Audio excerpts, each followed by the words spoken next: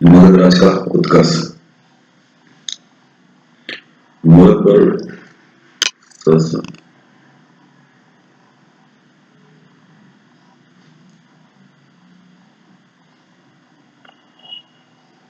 उत्कर्ष, ठीक है।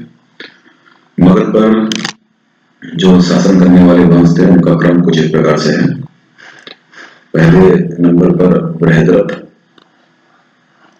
प्रद्योत, फिर हर्य, फिर शिशुनाग वंश, फिर नंद वंश, फिर मौर्य वंश, फिर इसके अश्विन वंश, उसके बाद फिर कर्ण वंश। सबसे पहले बृहद्रथ, फिर प्रद्योत, फिर हर्य वंश, फिर शिशुनाग वंश, फिर नंद वंश, फिर मौर्य वंश, फिर शुंग वंश, फिर उसके बाद फिर कर्ण वंश। मगध के सबसे प्राचीन वंश जो बृहद्रथ वंश था उसका संस्थापक था बृहद्रथ, और अंतिम जो शासक था वो था रिपुंजय। ठीक, मगध का सबसे प्राचीन वंश का संस्थापक कौन था? बृहद्रथ था। राजधानी बनाई गई थी गिरिव्रज या राजगृह, और अंतिम शासक कौन था? रिपुंजय। तो याद रखना ये चीज, संस्थापक बृहद्रथ, अंतिम शासक रिपुंजय। उसके बाद प्रद्योत वंश आता है। सबसे प्रसिद्ध वंश जो है वो है इसका हर्य वंश, जो कि तीसरा वंश है।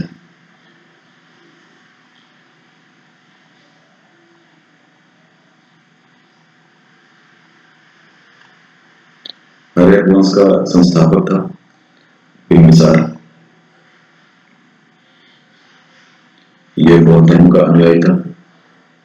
ये प्रथम भारतीय राजा ने प्रशासनिक व्यवस्था पर बल दिया था।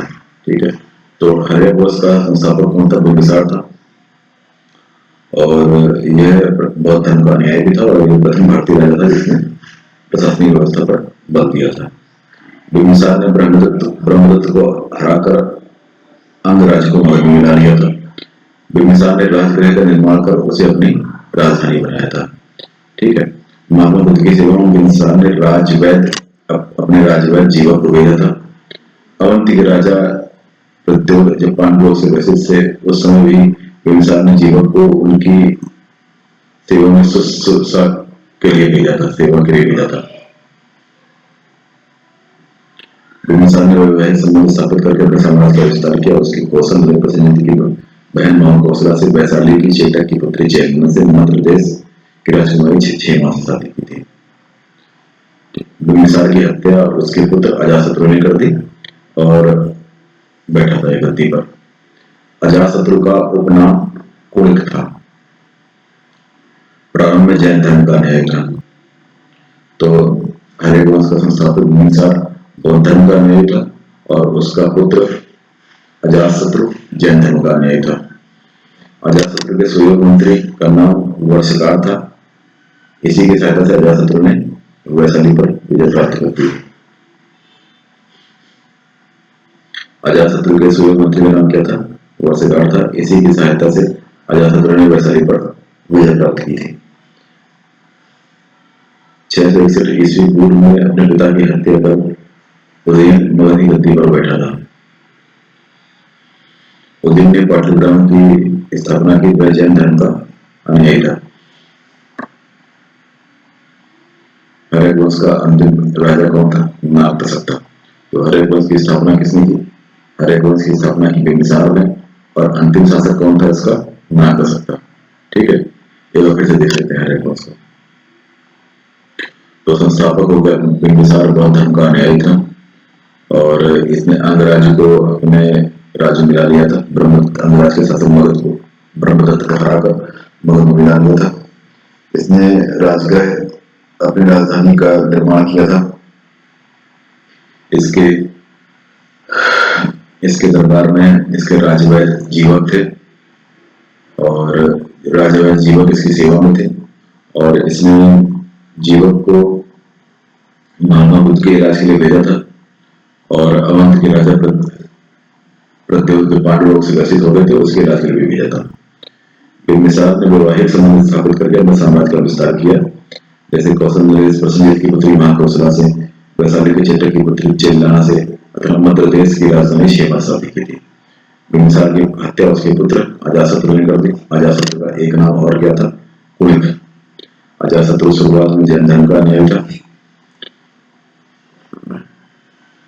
अजातशत्रु की हत्या उसके पुत्र उदयन ने कर दी थी। उदयन ने पाटलिग्राम की स्थापना करी थी और ये जैन धर्म का अनुयायी था।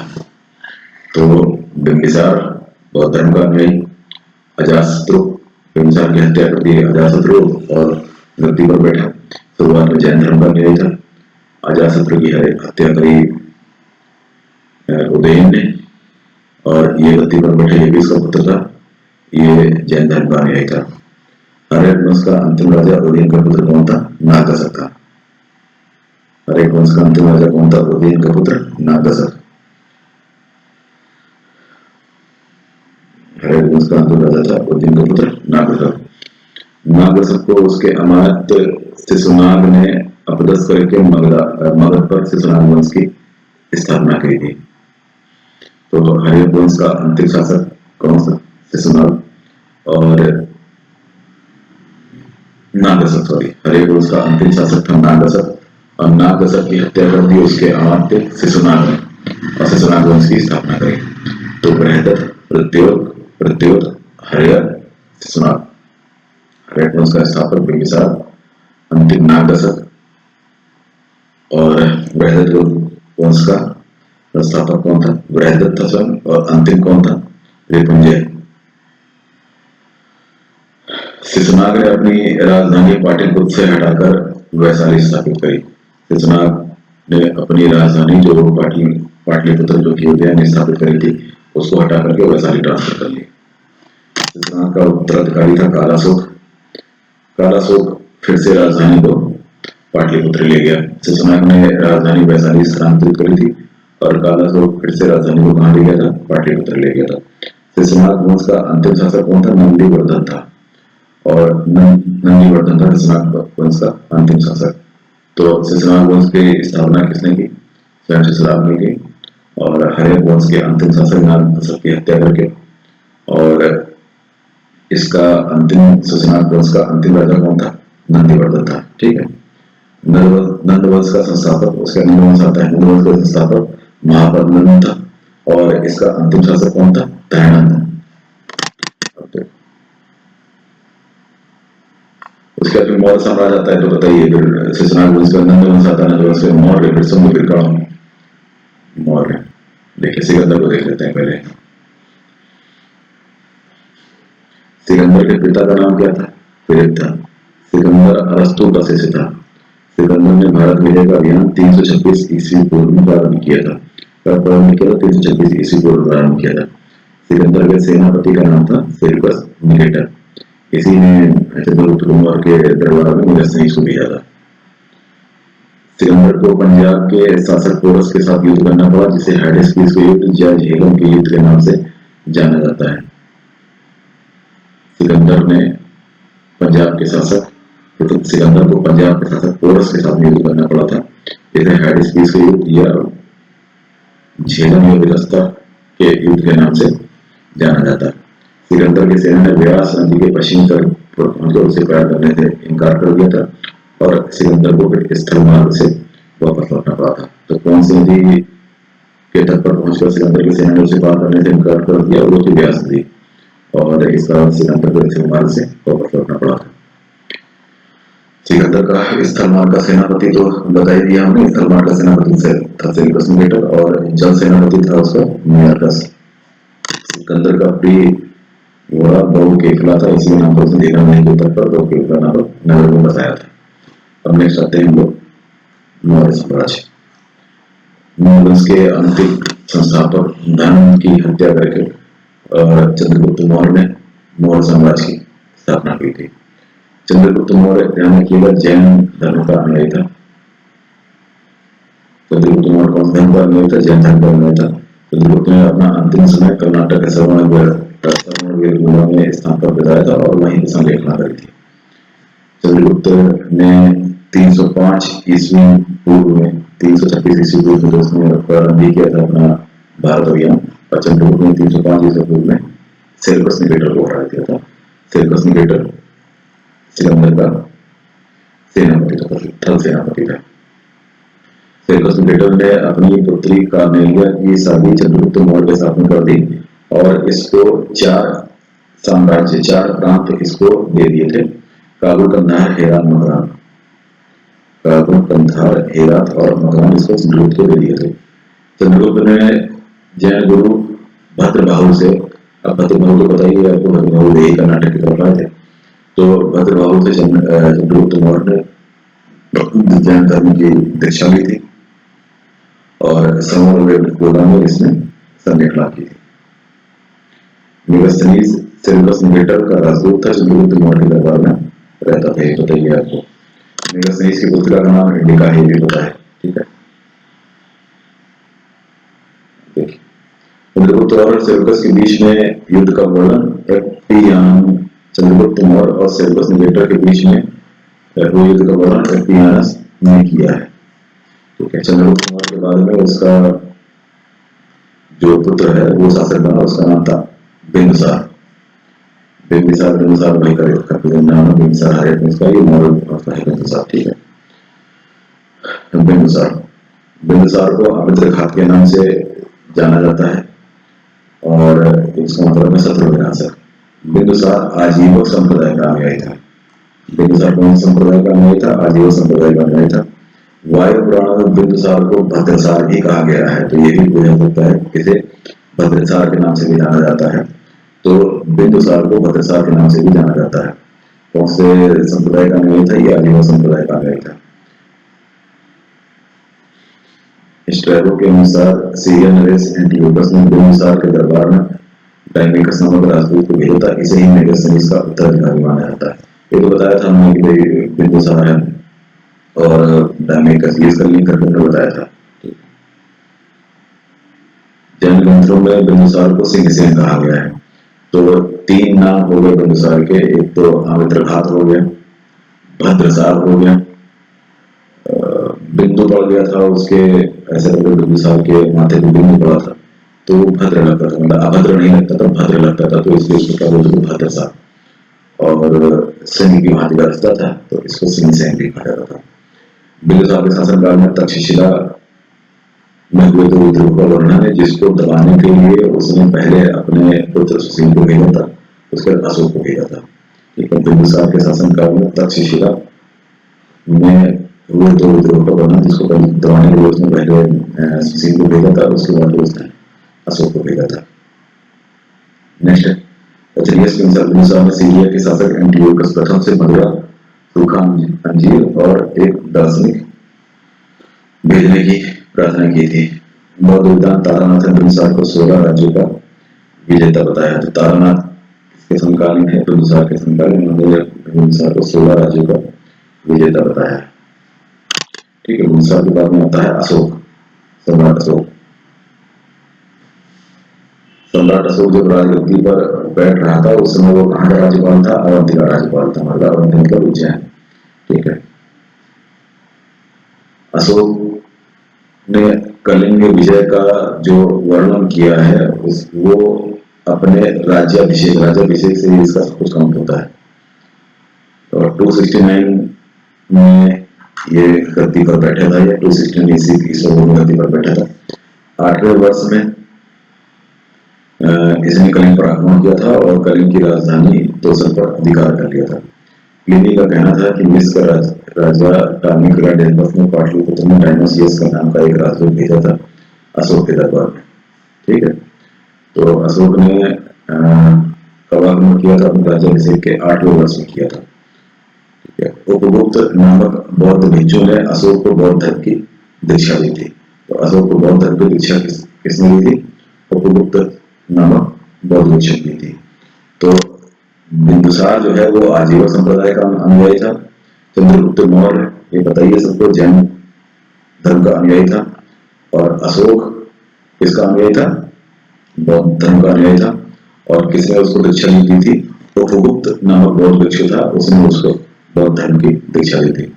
अशोक ने आजीविकों के रहने के लिए बराबर की पहाड़ियों में 4 गुफाओं का निर्माण कराया था, जिनका नाम था सुदामा, कर्ण चौपड़, विश्व झोपड़ी। कर्ण चौपड़, सुदामा, विश्व झोपड़ी, ठीक है। अशोक के पुत्र दशरथ था, उसने अजीकों को नागार्जुन की गुफा प्रदान की थी। अशोक के 7वें स्तंभ लेख में आजीविकों का उल्लेख किया गया है। तमाम मात्रों को आजीवों पर हितों को ध्यान रखने के लिए कहा गया। अशोक के 7वें स्तंभ लेख में आजीवों का उल्लेख किया गया। ठीक है। अशोक की माता का नाम था सुभद्रांगी था। अशोक ने 7वें स्तंभ लेख में आजीवों का उल्लेख किया था। मात्रों के आजीवों को हितों का ध्यान रखने के लिए कहा गया है।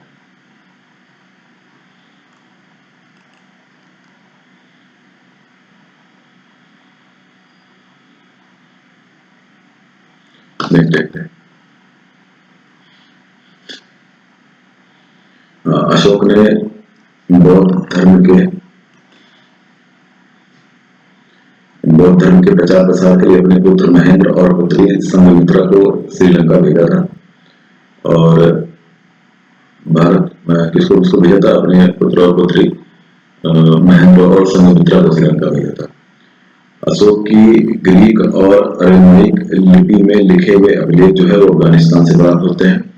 खरोष्टी में लिखे हुए अभिलेख जो है पाकिस्तान से प्राप्त होते हैं और शेष भारत में ब्राह्मी लिपि से अभिलेख प्राप्त होते हैं। ठीक है। 4 प्रकार की लिपि अशोक की प्राप्त होती है, जिसमें ब्राह्मी, खरोष्टी, अरेमाइक और यूनानी। तो ग्रीक या यूनानी कह लो। ठीक है। ग्रीक और अरेमाइक लिपि के अभिलेख जो है वो भी अफगानिस्तान से प्राप्त होते हैं और खरोष्टी मतलब खड़ा और सोनार अशोक पाकिस्तान के एरिया से प्राप्त होते हैं। शेष भारत में उसके जो अभिलेख जो है ब्राह्मी लिपि से प्राप्त होते हैं। अशोक के शिलालेखों की संख्या कुल 14 है। इनकी खोज की थी वो पावरेटी फैंथरर ने खोज की थी। लेकिन सबसे पहले इनको पढ़ने में जो सफलता प्राप्त करी है वो 1837 में जेम्स प्रिंसेप ने सफलता प्राप्त करी है। जेम्स प्रिंसेप ने 1837 में सफलता प्राप्त करी है इनको पढ़ने में। और खोज किसने करी थी? पावरेटी फैंथरर ने खोज करी थी। ठीक है। नेक्स्ट, हाँ 7 स्तंभ लेख हैं कुल और ब्राह्मी लिपि में लिखे गए हैं।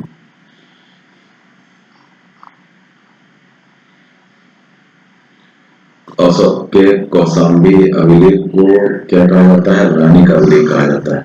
ठीक है। अशोक के कौशाम्बी अभिलेख को क्या कहा जाता है? रानी का अभिलेख कहा जाता है।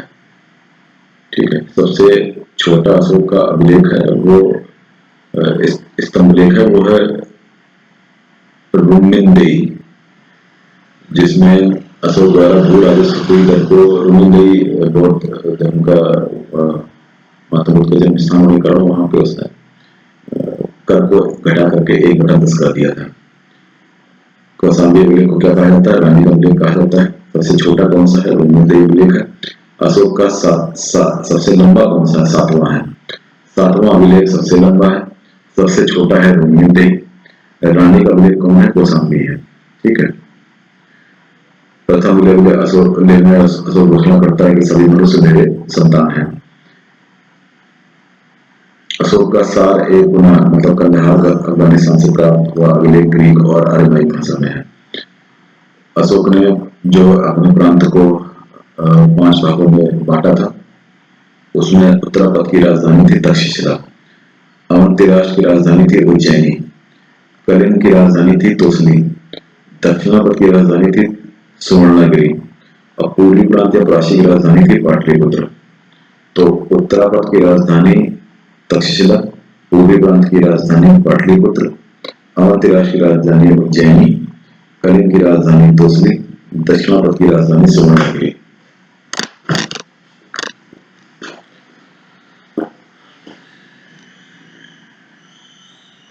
अशोक के समय मौर्य साम्राज्य जो है वो 5 प्रांतों में चक्र कहा जाता था और प्रांतों का विभाजन विषय में किया गया था। प्रशासन की सबसे छोटी इकाई क्या थी? ग्राम थी।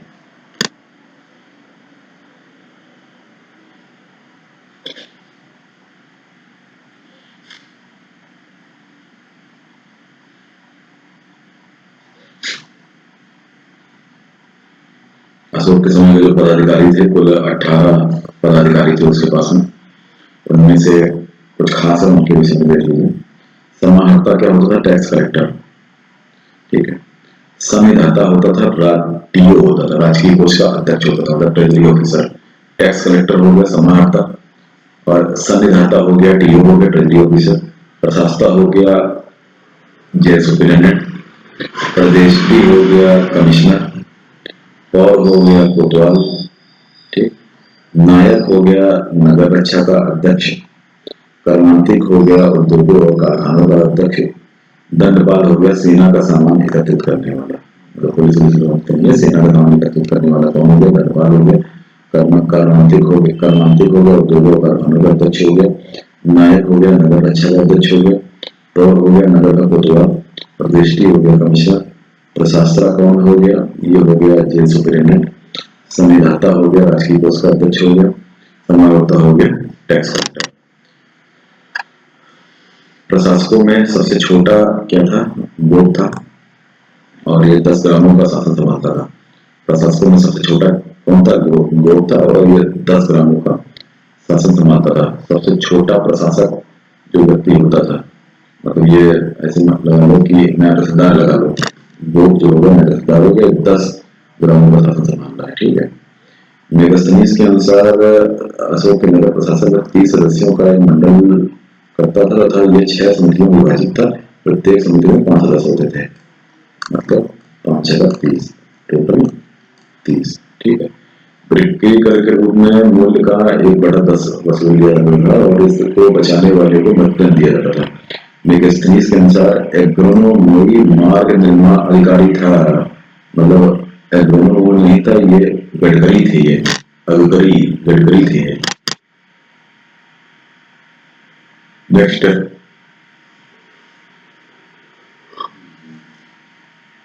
अर्थशास्त्र में गुप्तचर को गुरु पुरुष कहा गया है। गुप्तचर को क्या कहा गया? गुरु पुरुष कहा गया। एक स्थान पर रहकर गुप्त कार्य करने वाले को क्या कहा जाता है? संस्था। एक ही स्थान पर रहकर गुप्त कार्य करने वाले को संस्था कहा जाता है। और गुप्तचर को क्या कहा जाता है? गुरु पुरुष कहा जाता है। एक स्थान से दूसरे स्थान पर भ्रमण कार्य करने वाले गुप्तचर को संचार कहा जाता है। एक स्थान से दूसरे स्थान पर जो भ्रमण करता है उस गुप्तचर को कहा जाता था संचार। और जो एक स्थान पर रहता था उसे कहा जाता था संस्था, और गुप्तचर को गुरु पुरुष कहा जाता था। ठीक है। बिना वर्षा के जिस खेती में मतलब बिना वर्षा के जिसमें अच्छी खेती हो जाती थी उसको कहा जाता था अदेव मात्रक। अदेव मात्रक वो भूमि होती थी जिसमें बिना वर्षा के अच्छी खेती हो जाती थी, तब वर्षा की जरूरत नहीं पड़ती थी। मेगास्थनीज ने बताया है कि भारतीय समाज जो है उस समय 7 वर्गों में विभाजित था। ठीक है। जो ये वर्ग याद रखने जाता तो मेगास्थनीज ने बताया है कि भारतीय समाज उस समय 7 वर्गों में विभाजित था। स्वतंत्र वेश्यावृत्ति को अपनाने वाली महिलाएं रूपा जीवा कहलाती थी। स्वतंत्र वेश्यावृत्ति को अपनाने वाली महिलाएं क्या कहलाती थी? रूपा जीवा, मतलब अपने रूप क्या में दम पे जी रही है तो वो हो गई स्वतंत्र वेश्यावृत्ति को अपना ले रही। ठीक है। नंदवंश के विनाश करने में मोर ने कश्मीर के राजा परवर्तक से सहायता प्राप्त करी थी। मोर वंश का अंतिम शासक तो बताइए, मोर वंश का अंतिम शासक कौन था? बृहद्रथ था। बृहद्रथ वंश वो अलग है जो मुगल के उस समय स्टार्टिंग में था, और मोर वंश का अंतिम शासक कौन था? बृहद्रथ। ठीक।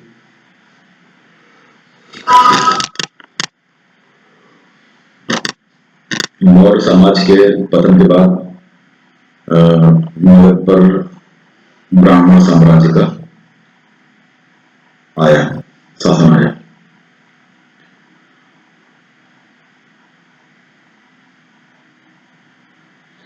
पुष्यमित्र शुंग, जिसे मगध पर शुंग वंश की नींव डाली, ब्राह्मण जाति का था, और शुंग शासकों ने अपनी राजधानी किसको बनाया? विदिशा में स्थापित करी। पुष्यमित्र शुंग ने बृहद्रथ मौर्य वंश के अंतिम शासक बृहद्रथ की हत्या करके शुंग वंश की नींव डाली। पुष्यमित्र शुंग ने मौर्य वंश के अंतिम शासक बृहद्रथ की हत्या करके शुंग वंश की नींव डाली और अपनी राजधानी विदिशा में स्थापित करी। इंडो यूनानी शासक मेरेंडर का पुष्यमित्र शुंग ने पराजित किया था। इंडो यूनानी शासक मेरेंडर को किसने पराजित किया था? पुष्यमित्र शुंग ने पराजित किया था। इंडो यूनानी शासक मेरेंडर को किसने पराजित किया था? पुष्यमित्र शुंग ने पराजित किया था। इसने पश्चिम देशों में 2 बार अश्वमेध यज्ञ किया था और पतंजलि ने इनके ये अश्वमेध यज्ञ किसने करवाए थे? पतंजलि ने करवाए थे। हिंदू यूनानी शासक मिनेंडर को पराजित किया था पश्चिम में, राजधानी बनाई थी मिर्जा। भरहुत स्तूप का निर्माण पुष्यमित्र सुंग ने करवाया था। भरहुत स्तूप का निर्माण किसने करवाया था? पुष्यमित्र सुंग ने करवाया था। सुंग वंश का अंतिम शासक कौन था? देवभूति। इसकी हत्या कर दी वासुदेव ने और कर्ण वंश की नींव डाली थी। कर्ण वंश का अंतिम शासक कौन था? सुशर्मा था। एक मिनट देख लीजिए। सुंग वंश की राजधानी क्या बनाई थी? रिल्सा बनाई थी। ठीक है। भरहुत स्तूप का संबंध किससे? पुष्यमित्र सुंग से। सुंग वंश का अंतिम शासक कौन था? देवभूति। पुष्यमित्र सुंग ने स्थापना करी, अंतिम शासक इसका देवभूति हुआ। देवभूति की हत्या कर दी वासुदेव ने और कर्ण वंश की नींव डाली थी। ठीक है। और कर्ण वंश का अंतिम राजा कौन हुआ? सुशर्मा हुआ। देवभूति की हत्या किसने कर दी थी? वासुदेव ने कर दी थी और कर्ण वंश की नींव डाली थी। और कर्ण वंश का अंतिम शासक कौन हो गया? सुशर्मा हो गया।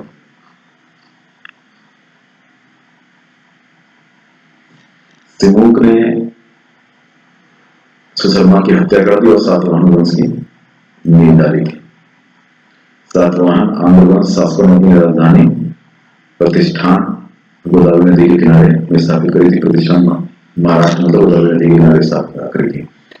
तो देख लीजिए, ब्राह्मण वंश में सबसे पहले कौन आ गया? सुंग वंश आ गया। सुंग वंश की स्थापना किसने करी? पुष्यमित्र सुंग ने करी। भरहुत स्तूप का संबंध किससे? पुष्यमित्र सुंग से। और सुंग वंश का अंतिम शासक कौन हुआ? सुंग वंश का अंतिम शासक हुआ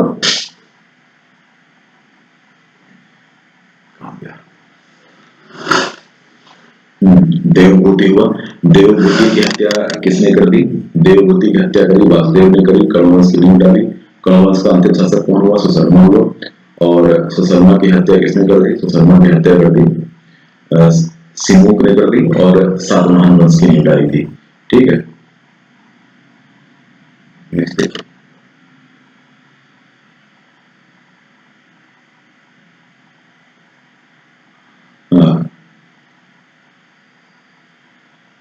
सातवाहन वंश के जो प्रमुख शासक थे वो थे सिमुक, सातकर्णी, गौतमी सातकर्णी, वशिष्ठ पुत्र पूर्वमी या किसी सातकर्णी। सातकर्णी ने 2 अश्वमेध यज्ञ किया था, एक राजसूय यज्ञ किया था। सातवाहन शासकों के समय में जो प्रसिद्ध साहित्यकार थे वो थे हाल एवं गुणाढ़ थे। हाल ने रचना करी थी गाथा सप्तशती की और गुणाढ़ ने रचना करी थी बृहद कथा की रचना करी थी। बृहद कथा की रचना किसने करी? गुणाढ़ ने करी। गाथा सप्तशती की रचना किसने करी थी? हाल। याद कैसे करोगे? गाथा सप्तशती मतलब सप्तशती का मतलब हो गया 700, मतलब द 700। द 700 मूवी आप कहाँ देखेंगे? हाल में। ठीक है। और बृहद कथा तो ऐसी कथा सुनने जिसमें गुणों की प्राप्ति हो, वो गुणाढ़ ने बताई थी। और बृहद कथा के माध्यम से गुणाढ़ ने बताया था कि बृहद कथा जो सुनोगे तुमको गुणों को प्राप्ति होगी। ठीक है। सातवाहन शासकों ने चांदी, तांबा, सीसा, पोटीन और कांसे की मुद्राओं का प्रचलन किया था। पोटीन का जरूर ध्यान रखिएगा। ठीक है। सातवाहन अपना सिक्का ढालने के लिए जिस शीशे का इस्तेमाल करते थे वो रोम से मंगवाते थे। ब्राह्मणों को भूमि अनुदान देने की प्रथा का प्रारंभ जो है सातवाहन शासकों ने ही सर्वप्रथम किया था। सातवाहन शासकों की राज्य की भाषा प्राकृत थी और प्राकृत थी लिपि ब्राह्मणी। भाषा प्राकृत, लिपि ब्राह्मणी और ब्राह्मणों को भूमि अनुदान देने की प्रथा का प्रारंभ जो है इन्होंने किया था। पितृसत्तात्मक समाज था।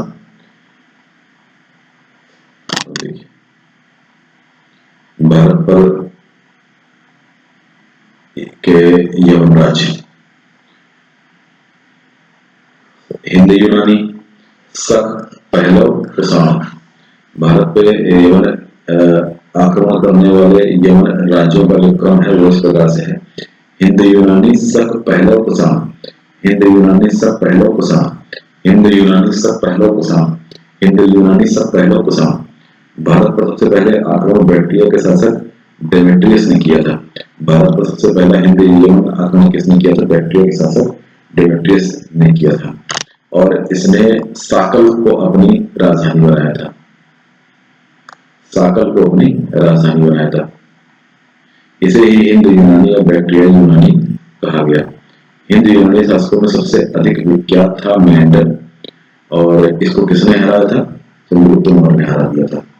ठीक है, इसकी राजधानी साकल थी, जो शिक्षा का प्रमुख केंद्र थी।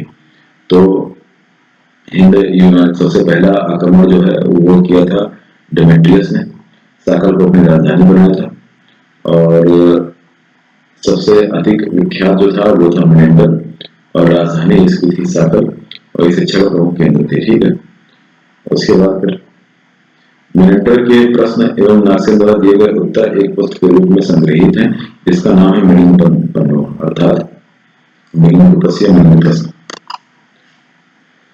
मेनेंडर और नागसेन के बीच में संवाद हुआ था बौद्ध धर्म को जानने को लेकर के, और मेनेंडर ने नागसेन से बौद्ध धर्म की दीक्षा ली थी, और उसके संवाद को मिलिंद ब्रह्मण नामक पुस्तक में लिखा गया है। ठीक, भारत में सबसे पहले सोने के सिक्के हिंद यूनानी शासकों ने ही जारी किए थे। सबसे पहले सोने के सिक्के किसने जारी किए थे? हिंद यूनानी शासकों ने ही जारी किए थे, और उन्होंने ही सिक्कों पे लिखवाने की परंपरा चालू करी थी। यूनानियों ने ही पर्दे का प्रचलन आरंभ कर भारतीय नाट्य कला के विकास में योगदान दिया था, इसीलिए पर्दा को यवनिका के नाम से भी जाना जाता है।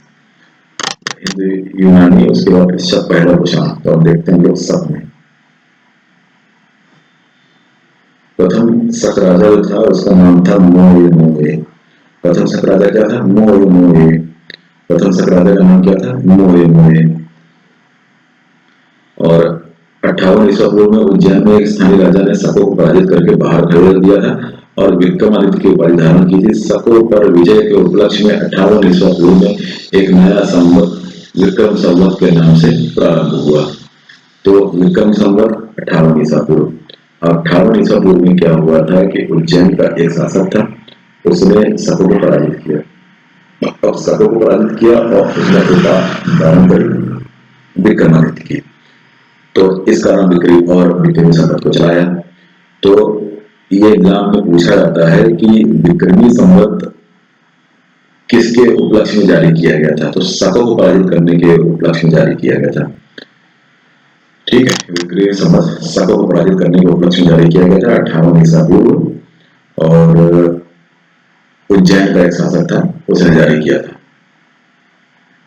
शकों का सबसे प्रतापी राजा जो था वो था रुद्रदामन प्रथम। रुद्रदामन प्रथम ये शकों का सबसे प्रतापी शासक था। ये गुजरात के भाग में शासन करता था, और इसने सुदर्शन झील, मॉडर्न जो सुदर्शन झील का निर्माण कराया था उसका जीर्णोद्धार कराया था इसने। रुद्रदामन प्रथम ने मौर्य द्वारा निर्मित सुदर्शन झील का जीर्णोद्धार कराया था। हमने आपको बताया था कि मेनेंडर को चंद्रगुप्त मौर्य ने पराजित कर दिया था, और मौर्य द्वारा निर्मित सुदर्शन झील का जीर्णोद्धार रुद्रदामन प्रथम ने करवाया था, और उसमें आप लेखों में अपने लिखवाया भी है कि मौर्य के उससे ये बना है। ठीक है, रुद्रदामन प्रथम जो है संस्कृत का बहुत बड़ा प्रेमी था, और इसने ही सबसे पहले संस्कृत भाषा का सबसे लंबा अभिलेख गिरनार अभिलेख जारी किया था। इसके पहले के सभी अभिलेख प्राकृत भाषा में रचित थे। शक राजा स्वयं को क्षत्रप कहते थे। तो देखिए ध्यान से एक बार फिर से, सबका संस्थापक तो बता दिया कि प्रथम शक राजा कौन था? मोये। और विक्रमी संवत के बारे में बता दिया कि 58 ईसा पूर्व शक को पराजित करने के उपलक्ष्य में। रुद्रदामन प्रथम कौन था? शक राजा था, और ये गुजरात के भाग में शासन कर रहा था, और गुजरात में स्थित सुदर्शन झील जो मौर्य ने निर्मित कराया था उसका इसने जीर्णोद्धार करवाया था। और संस्कृत भाषा का सबसे लंबा अभिलेख गिरनार अभिलेख इसने ही जारी करवाया था। इसके पहले के अभिलेख प्राकृत भाषा में रहते थे, लेकिन रुद्रदामन प्रथम का ये अभिलेख जो है संस्कृत भाषा का पहला अभिलेख की साक्ष्य। ठीक है, और शक राजा स्वयं को क्या कहते थे? क्षत्रप कहते थे। उसके बाद देखते हैं पहला या पाठ्यायी। पश्चिमी भारत में शकों के आधिपत्य के बाद पाठ्यायी लोगों का आधिपत्य हुआ और पहला का आधिपत्य हुआ सब पहला कुषाण। इसमें सबसे प्रसिद्ध पाठ्यायी राजा गुंगुट हर्निस था। इसी के शासनकाल में सेंट थॉमस ईसाई धर्म का प्रचार करने के लिए भारत आया था। पाठ्यायी लोग मूल रूप से उनका पहला जो है वो ईरान के थे। सबसे प्रसिद्ध पहला शासक जो था वो क्या था? गुंगुट हर्निस था। इसी के शासनकाल में ईसाई धर्म का प्रचार करने के लिए सेंट थॉमस भारत आया था। ठीक है, सब पहले कुषाण के बाद में आता है कुषाण। पहले के बाद कुषाण आए जो यूची एवं तोखरीबी कहलाते थे। कुषाणों को यूची एवं तोखरीबी कहा जाता था। ठीक है, कुषाण वंश के संस्थापक कौन था? कुरुप कैटफिसिस था। कुषाण वंश का संस्थापक कौन था? कुरुप कैटफिसिस। इस वंश का सबसे प्रतापी राजा था कनिष्क। इसकी राजधानी थी पुरुषपुर या पेशावर। कुषाणों की दूसरी राजधानी क्या थी? मगध थी। तो कुषाण का जो संस्थापक था वो था कुरुप कैटफिसिस। सबसे प्रतापी राजा था कनिष्क। कनिष्क की राजधानी थी, दो राजधानी थी, एक तो फिरोजपुर या पेशावर थी और दूसरी राजधानी थी मथुरा। कुषाणों की दो राजधानी थी, मतलब कनिष्क ने दो राजधानी बनाई थी, एक तो फिरोजपुर या पेशावर और दूसरी थी मथुरा। कनिष्क ने 78 ईस्वी पूर्व में, देखिए अब ये कितना वैसी चीज है, देखिए पहले पढ़ देते हैं। कनिष्क ने 78 ईस्वी पूर्व में एक नया संवत चलाया जिसे शक संवत, जो कि शक संवत कहलाता है। ठीक है, भारत सरकार द्वारा यही प्रयोग में लाया जाता है। भारत सरकार एक आक्रांता के संवत को प्रयोग में लाता है। आक्रांता कौन था? कुषाण वंश का शासक था कनिष्क। इसी कनिष्क ने शक संवत को चलाया था। देखिए नाम है शक संवत, लेकिन चलाया किसी शक शासक ने नहीं था, चलाया है कुषाण शासक कनिष्क ने चलाया है 78 ईस्वी। ठीक, शक संवत जो है वो है 58 ईस्वी और विक्रमी संवत वो क्या है? 58 ईस्वी है। और ये शक शासक को पराजित करने के उपलक्ष्य में चलाया गया है। ठीक है, अब देखते हैं। कनिष्क जो है वो बौद्ध धर्म के महायान संप्रदाय का अनुयायी था। कनिष्क कौन से? बौद्ध धर्म के महायान संप्रदाय का अनुयायी था। कुषाण शासकों ने आरंभिक कुषाण शासकों ने भारी संख्या में स्वर्ण मुद्राएं जारी की, जिनकी सत्ता गुप्त काल के स्वर्ण मुद्राओं से बहुत अच्छी थी। कनिष्क का राजवैद्य चरक था और इसकी चरक संहिता इसने की रचना करी थी।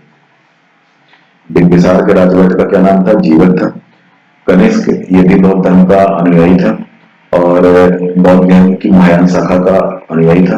कुषाण शासक कनिष्क बौद्ध धर्म की महायान शाखा का अनुयायी था। इसके राजवैद्य का नाम चरक और इसने चरक संहिता की रचना करी है। महाविभाषा सूत्र के रचनाकार वसुमित्र हैं। ये बौद्ध धर्म का, इसे विश्वकोश कहा जाता है। महाविभाषा सूत्र के रचनाकार कौन है? वसुमित्र है। इसे बौद्ध धर्म का विश्वकोश कहा जाता है। बौद्ध धर्म की बिब्लियोग्राफी किसे कहा के नाम से किसे जाना जाता है? महाविभाषा सूत्र को जाना जाता है और रचना इसने किसने करी थी? वसुमित्र ने। वसुमित्र ने महाविभाषा सूत्र की रचना करी थी। इसे बौद्ध धर्म के विश्वकोश के नाम से जाना जाता है। कनिष्क के राजकवि अश्वघोष ने बौद्धों का रामायण बुद्धचरित की रचना करी थी। कनिष्क के राजकवि अश्वघोष ने बौद्धों का रामायण बुद्धचरित की रचना करी थी। वसुमित्र ने महाविभाषा सूत्र की रचना करी थी और कनिष्क का राजकवि था अश्वघोष, उसने बौद्धों का रामायण बुद्धचरित की रचना करी थी। वसुमित्र पार्श्व नागार्जुन महाचेत संरक्षक की कनिष्क दरबार की विभूति थे। कुषाण वंश का अंतिम शासक कौन था? वासुदेव था। तो ये देखिए कुषाण वंश का अंतिम शासक कौन था? वासुदेव।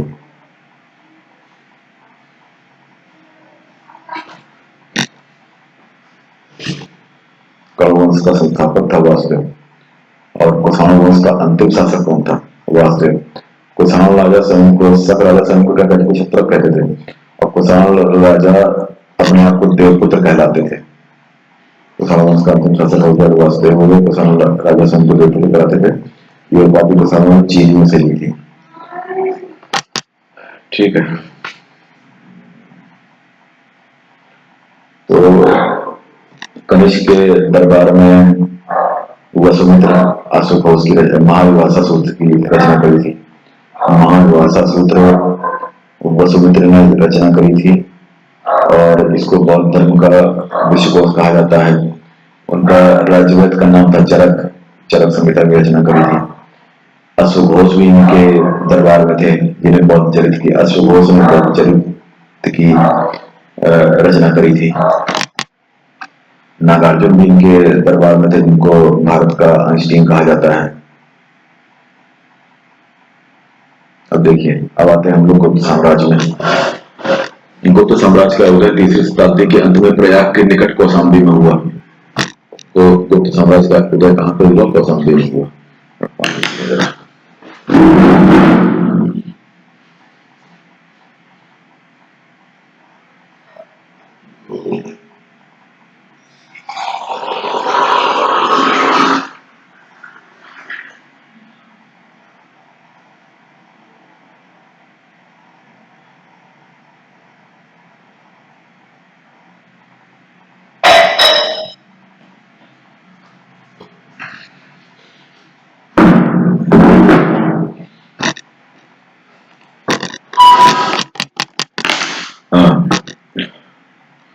गुप्त साम्राज्य का उदय तीसरी शताब्दी के अंत में प्रयाग के निकट कौशाम्बी में हुआ था। तो ध्यान रखना है, कौशाम्बी कहाँ पड़ता है? उत्तर प्रदेश में पड़ता है। और गुप्त साम्राज्य का उदय कहाँ पर हुआ? कौशाम्बी में हुआ। गुप्त वंश का संस्थापक कौन था? श्रीगुप्त था।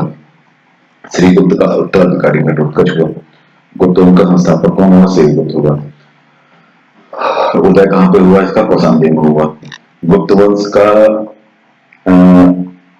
प्रथम महान शासक जो था वो था चंद्रगुप्त प्रथम।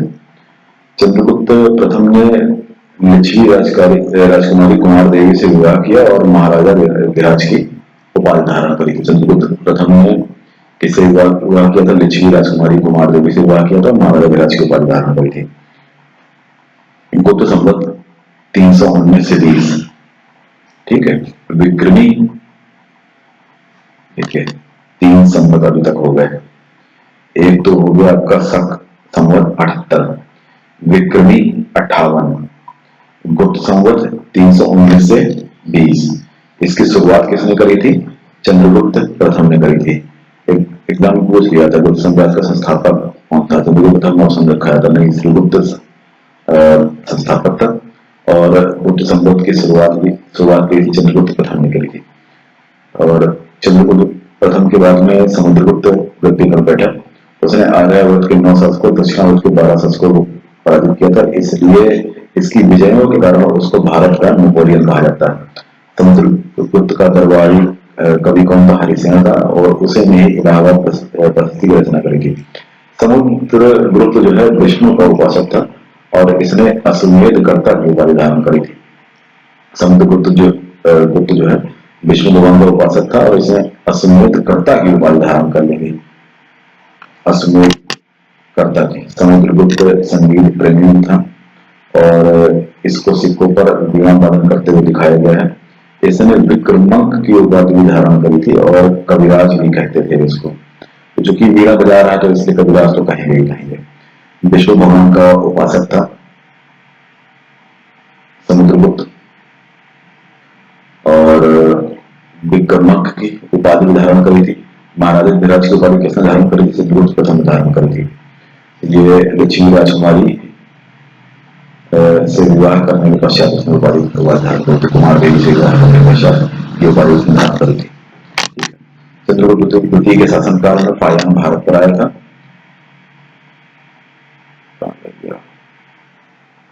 चंद्रगुप्त द्वितीय के चीनी यात्री फायान जो है चंद्रगुप्त द्वितीय के शासनकाल में भारत आया था और शकों के विजय के उपलक्ष्य में चंद्रगुप्त द्वितीय ने चांदी के सिक्के चलाए थे। चंद्रगुप्त द्वितीय का उत्तराधिकारी था कुमारगुप्त या गोविंदगुप्त। नालंदा विश्वविद्यालय की स्थापना कुमारगुप्त ने करी थी। बहुत इंपॉर्टेंट है। चंद्रगुप्त द्वितीय का उत्तराधिकारी कौन था? कुमारगुप्त था। कुमारगुप्त को गोविंदगुप्त के नाम से भी जाना जाता है। तो चूंकि कुमारगुप्त का एक नाम गोविंदगुप्त था, गोविंद का मतलब नंद भगवान, तो इसने विश्वविद्यालय का नाम भी कुछ वैसे ही डाला, नालंदा, ठीक है। नालंदा विश्वविद्यालय की स्थापना किसने करी थी? कुमारगुप्त ने करी थी। उसके कुमारगुप्त का उत्तराधिकारी हुआ था स्कंदगुप्त।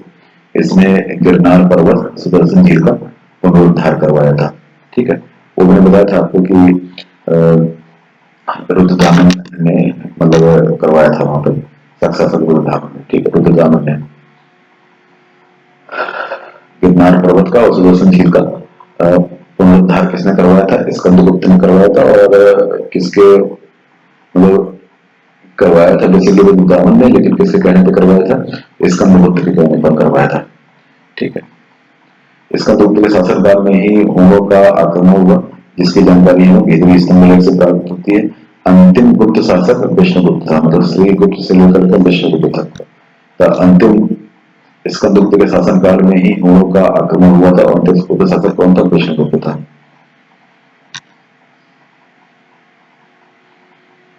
स्कंदगुप्त के शासनकाल में हुओं का आक्रमण शुरू हो गया था और अंतिम गुप्त शासक कौन था? विष्णुगुप्त था।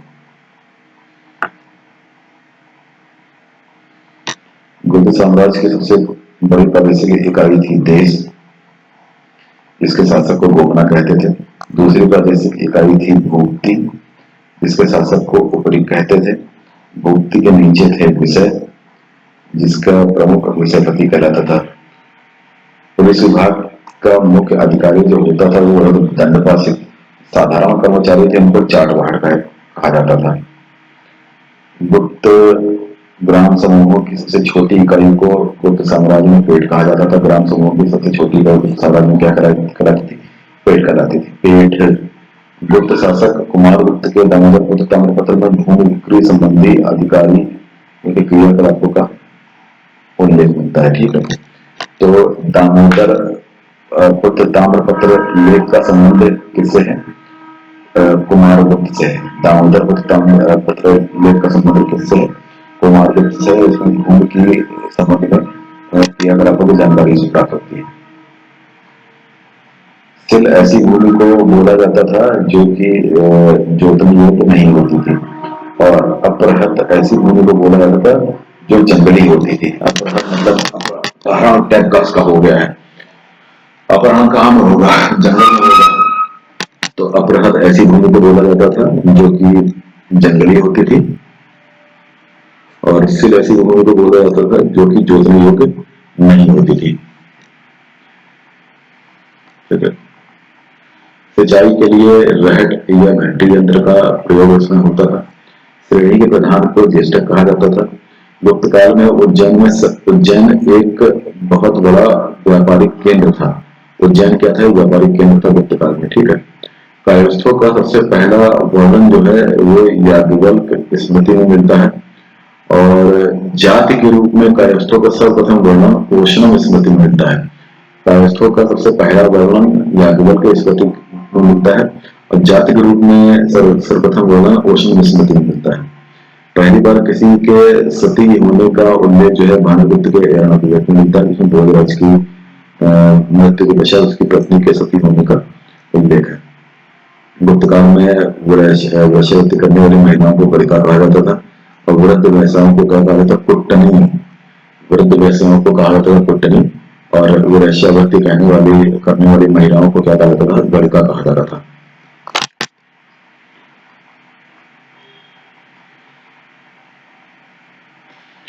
गुप्त सम्राट जो है बेसिकली वैष्णव धर्म के अनुयायी थे। और अजंता में कुल 29 गुफाएं हैं, जिसमें से 16-17 गुप्तकालीन है। 16 में मरणासन राजकुमारी का चित्र अंकित है और 17 को स्वयं में चित्रशाला कहा गया है।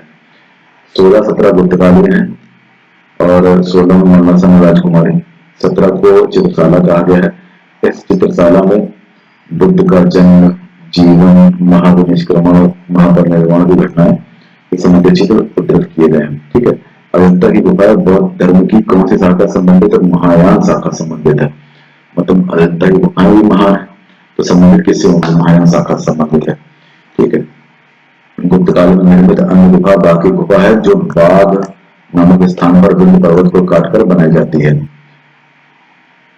चंद्रगुप्त द्वितीय के शासनकाल में संस्कृत भाषा के सबसे प्रसिद्ध कवि कालिदास रहते थे। चित्रगुप्त द्वितीय के दरबार में रहने वाला आयुर्वेदाचार्य धन्वंतरी थे।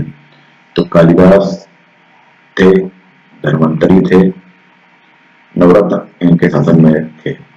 कालिदास भी थे, धन्वंतरी भी थे। गुप्त काल में विष्णु शर्मा द्वारा लिखित पंचतंत्र को संसार का सर्वाधिक प्रचलित ग्रंथ माना जाता है। आर्यभट्ट ने आर्यभट्टियम सूर्य सिद्धांत नामक ग्रंथ लिखे। इसने सर्वप्रथम बताया कि पृथ्वी सूर्य के चारों ओर घूमती है। चंद्रगुप्त द्वितीय के दरबार में रहने वाले प्रमुख विद्वान थे वाराहमिहिर, धन्वंतरी, ब्रह्मगुप्त, कालिदास। पुराणों की वर्तमान रचना गुप्त काल में ही हुई है। तो गुप्त काल में ही पुराणों की वर्तमान स्वरूप की रचना हुई है। ये बहुत इंपॉर्टेंट है। कोई अगर आपसे पूछते हैं कि पुराणों की रचना कौन से काल में हुई, तो पुराणों की रचना जो है वो वर्तमान रचना गुप्त काल में हुई है। ठीक है। और संस्कृत इनकी गुप्त काल की राजकीय भाषा क्या थी? संस्कृत थी। गुप्त काल की राजकीय भाषा क्या थी? संस्कृत थी। जब वैष्णव धर्म के अनुयायी थे तो स्वाभाविक सी बात है कि भाषा भी इनकी क्लिष्ट ही रहेगी। और पुराणों की जो रचना इसी काल में हो रही है तो शासकीय भाषा भी क्या हो जाएगी? संस्कृत ही हो जाएगी। तो गुप्त काल की शासकीय भाषा संस्कृत थी। पुराणों की रचना भी इसी काल में हुई और अनुयायी थे ही वो वैष्णव धर्म के। और गुप्त काल में जो चांदी का सिक्का था उसको क्या कहा जाता था? रूपिका कहा जाता था। मंदिर बनाने की कला का जन्म गुप्त काल में हुआ। त्रिमूर्ति का उदाहरण का विकास गुप्त काल में हुआ। ठीक है। गुप्त काल लौकिक साहित्य की सर्वना के लिए स्मरणीय है। भास के 13 नाटक इसी काल के हैं। शूद्रक का लिखा नाटक मृच्छकटिकम। शूद्रक ने जो मृच्छकटिकम नाटक की रचना करी है वो भी इसी काल का है, मतलब गुप्त काल का है। भास के 13 नाटक भी इसी काल के हैं। कालिदास का अभिज्ञान शाकुंतलम प्रथम भारतीय रचना जिसका अनुवाद यूरोपीय भाषा में हुआ।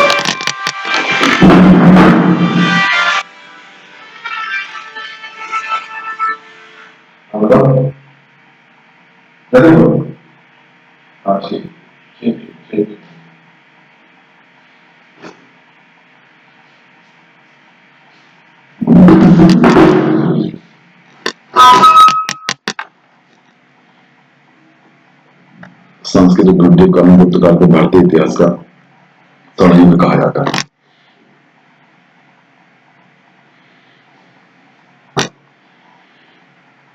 अब देखो नेक्स्ट, पुष्यभूति वंश या वर्धन वंश। गुप्त वंश के पतन के बाद नए राजवंशों का उदय हुआ जिसमें मैत्रक, मौखरी, पुष्यभूति, परवर्ती गुप्त, गौड़ प्रमुख थे। ठीक है। इन राजवंशों में पुष्यभूति वंश के शासकों ने सबसे विशाल साम्राज्य स्थापित किया। पुष्यभूति वंश का संस्थापक पुष्यभूति था। राजधानी इसने बनाई वो तो बनाई थानेश्वर। ठीक है। प्रभाकर वर्धन पुष्यभूति वंश का संस्थापक कौन था? पुष्यभूति था। राजधानी बनाई इसने थानेश्वर। प्रभाकर वर्धन इस वंश की स्वतंत्रता का जन्मदाता था तथा पहला प्रभावशाली शासक था जिसने परम भट्टारक और महाराजा जैसी सम्मानजनक उपाधियां धारण किया था। पुष्यभूति वंश, वर्धन वंश। ठीक, ये देखो पुष्यभूति वंश या वर्धन वंश। प्रभाकर वर्धन की पत्नी यशोमती से 2 पुत्र हुए, राजवर्धन और हर्षवर्धन, और एक कन्या हुई राजश्री। राजश्री का विवाह कन्नौज के मौखरी राजा ग्रहवर्मा से हुआ। गुप्त वंश से फूटा था तब ये सब वंश उदय हुए, मौखरी वंश और पुष्यभूति या वर्धन वंश। प्रभाकर वर्धन की पत्नी यशोमती से 2 पुत्र हुए थे, राजवर्धन, हर्षवर्धन, और एक पुत्री हुई राजश्री। राजश्री का विवाह जो है कन्नौज के मौखरी राजा ग्रहवर्मा के साथ में हुआ था। मालवा के शासक देवगुप्त ने ग्रहवर्मा की हत्या कर दी और राजश्री को बंदी बनाकर कारागार में डाल दिया।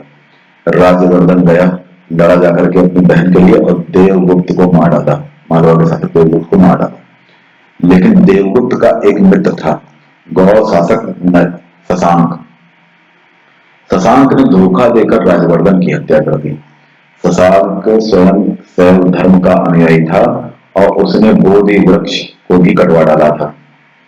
राजवर्धन की मृत्यु के पश्चात 16 वर्ष की अवस्था में पुष्यभूति या हर्षवर्धन वंश का शासक हर्षवर्धन थानेश्वर की गद्दी पर बैठा। हर्ष को शिलादित्य के नाम से भी जाना जाता है। कैसे? और उसने परम भट्टारक नरेश की उपाधि धारण करी थी। मतलब उसके पिता थे प्रभाकर वर्धन, उन्होंने परम भट्टारक महाराजा विराज की उपाधि धारण करी थी। तो हर्षवर्धन एक कदम आगे निकल करके परम भट्टारक नरेश की उपाधि धारण करी और इसको शिलादित्य के नाम से भी जाना जाता था। मतलब ये पत्थरों में बहुत कठिन परिस्थितियों में पला बढ़ा, पत्थरों में पला बढ़ा, पत्थर का मतलब शिला, तो इसी से याद रखिएगा कि इसलिए उसको हर्षवर्धन को शिलादित्य के नाम से भी जाना जाता था। हर्ष ने शशांक को पराजित करके कन्नौज पर अधिकार कर लिया और इसको अपनी द्वितीय राजधानी बनाया। मतलब हर्षवर्धन ने कन्नौज को थानेश्वर के बाद में अपनी दूसरी राजधानी बनाया। हर्ष और पुलकेशी नदी के बीच में नर्मदा नदी के तट पर युद्ध हुआ, जिसमें हर्ष की पराजय हुई। चीनी यात्री हेमसान हर्षवर्धन के दरबार में आया था। हर्षवर्धन हेमसान को यात्रियों में राजकुमार, नीति का पंडित एवं वर्तमान शाक्यमुनि कहा जाता है। ठीक है। हर्ष 643 ईस्वी में अपने दूत चीन भेजे। 643 ईस्वी में 2 चीनी दूत उसके दरबार में आए। हर्ष ने कश्मीर के शासक से बुद्ध के दंत अवशेष बलपूर्वक प्राप्त किए थे। हर्ष के पूर्वज भगवान शिव और सूर्य के अनन्य उपासक थे। प्रारंभ में हर्ष भी अपने कुल देवता शिव का परम भक्त था, लेकिन चीनी यात्री हेनसांग से मिलने के बाद में बौद्ध धर्म की महायान शाखा को राज्याभिषेक प्रदान किया था, पूर्ण रूप से बौद्ध बन गया। मतलब हर्ष जो है उसके पूर्वज शैव धर्म के अनुयायी थे, सूर्य के उपासक थे, लेकिन हेनसांग से मिलने के बाद में हर्ष इतना खुश हुआ कि उसने बौद्ध धर्म को अपना लिया, महायान शाखा को। हर्ष के समय में कुमारगुप्त द्वारा स्थापित की गई नालंदा, कुमारगुप्त या गोविंद गुप्त द्वारा स्थापित की गई नालंदा महाविहार महायान बौद्ध शाखा बौद्ध धर्म की शिक्षा का प्रधान केंद्र था।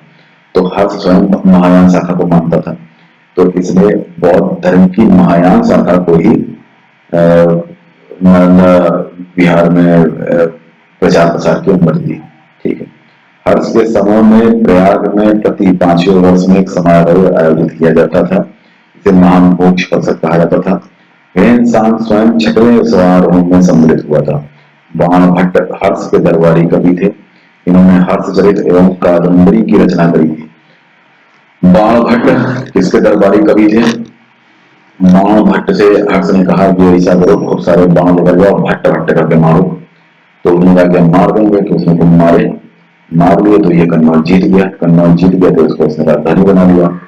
अब उसने इसीलिए उसने उसकी प्रशंसा में बाणभट्ट ने लिखा है कि हर्षचरित, हर्ष खुश हो जाता था इससे, और कादम्बरी की रचना करी। ठीक है। हर्षचरित और कादम्बरी की रचना किसने करी? बाणभट्ट ने करी। और ये किसका दरबारी था? हर्ष का दरबारी था। हर्षचरित स्वाभाविक है, सभी लोगों में हर्ष है। हर्ष का दरबारी कौन था? बाणभट्ट था। तो बाणभट्ट ने इसकी रचना करी।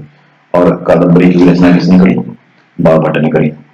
हर्ष ने भी 3 ग्रंथों की रचना करी है। प्रियदर्शिका, रत्नावली, नागानंद नामक 3 संस्कृत नाटक ग्रंथों की रचना हर्ष ने करी। कहा जाता है कि धावक नामक कवि ने हर्ष से पुरस्कार राशि लेकर ये 3 नाटक लिख दिए थे। तो हर्ष के 3 नाटक थे, कौन से? प्रियदर्शिका, रत्नावली, नागानंद। हर्ष का मतलब खुश। ठीक है। हर्ष का मतलब हैप्पी। तो प्रिय के दर्शन करके, रत्नों वाली प्रिय के दर्शन करके नागानंद हुआ और हर्ष को भी आनंद हुआ। रत्नों वाली प्रिय के दर्शन करके नागानंद हुआ, हर्ष को भी आनंद हुआ। और बाणभट्ट ने जो बाण दे के मारे थे, तो उसमें हर्षचरित और कादम्बरी की रचना करी थी। हर्ष को भारत का अंतिम हिंदू सम्राट भी कहा जाता है।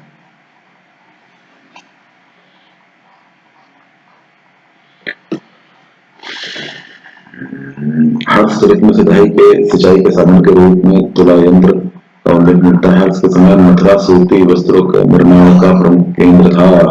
हर्ष के समय में मथुरा जो है सूती वस्त्रों के निर्माण का प्रमुख केंद्र था। ठीक है, अब देखते हैं। अब दक्षिण भारत के जो प्रमुख राजवंश है उसके बारे में थोड़ा देख लेते हैं। राष्ट्रकूट, चालुक्य, यादव, होयसल,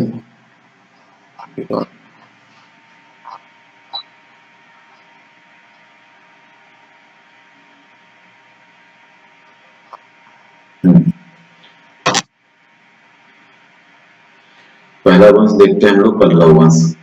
पल्लव वंश का संस्थापक सिंधु विष्णु, अंतिम शासक था इसका अपराजित वर्मन। ठीक, पल्लव वंश का संस्थापक सिंधु विष्णु हुआ। राजधानी थी कांची, तमिलनाडु में स्थित। यह वैष्णव धर्म का अनुयायी था।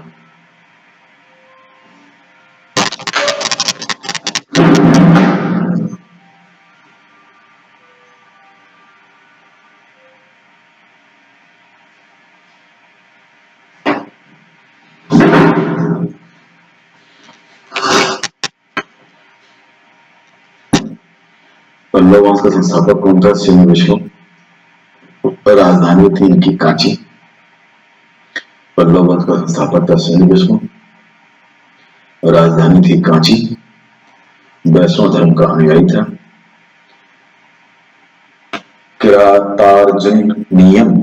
किरातार्जुनियम के लेखक भारवी सिंह विष्णु के दरबार में ही रहते थे। किरातार्जुनियम के लेखक भारवी सिंह विष्णु के दरबार में रहते थे। पल्लव वंश का संस्थापक कौन था? सिंह विष्णु था। पल्लव वंश की राजधानी कहाँ थी? कांची, तमिलनाडु।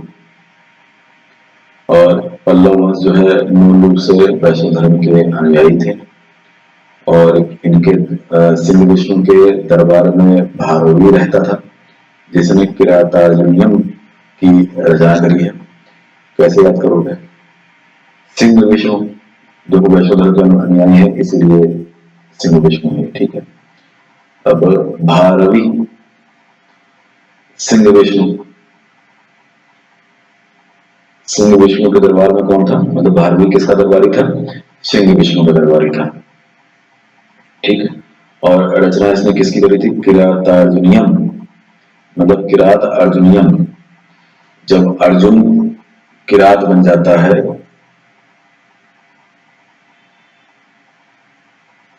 तीरंदाज तो बहुत भारी हो जाता है। अर्जुन जब किरात तीरंदाज बन जाएगा, किरात मतलब तीरंदाज बन जाएगा तो बहुत भारी हो जाता है। और भारी कैसे होएगा? जब सिंह विष्णु का अवतार होगा, मतलब विष्णु भगवान का जब सिंह अवतार होगा तो भारी हो जाएगा। ठीक, अब देखो पल्लव वंश का अंतिम शासक तुमने बता ही दिया, अपराजित वर्मन। मत्त विलास प्रहसन की रचना महेंद्र वर्मन ने की थी। महेंद्र वर्मन शुरू में जैन मतावलंबी था परंतु बाद में तमिल संत अप्पर के प्रभाव में आकर शैव बन गया था। महेंद्र वर्मन शुरुआत में जैन मतावलंबी था, जैन धर्म को मानने वाला था, लेकिन बाद में अप्पार शैव धर्म के प्रचारक, तमिल प्रचारक अप्पार के प्रभाव में आकर के वो शैव अनुयायी बन गया था। महाबलीपुरम के एकाश मंदिर जिन्हें रथ कहा जाता है का निर्माण नरसिंह वर्मन ने किया था। नरसिंह वर्मन प्रथम ने किया था। ये रथ मंदिर टोटल 7 है जिनमें सबसे छोटा है द्रौपदी रथ और जिसमें किसी प्रकार का अलंकरण नहीं मिलता है।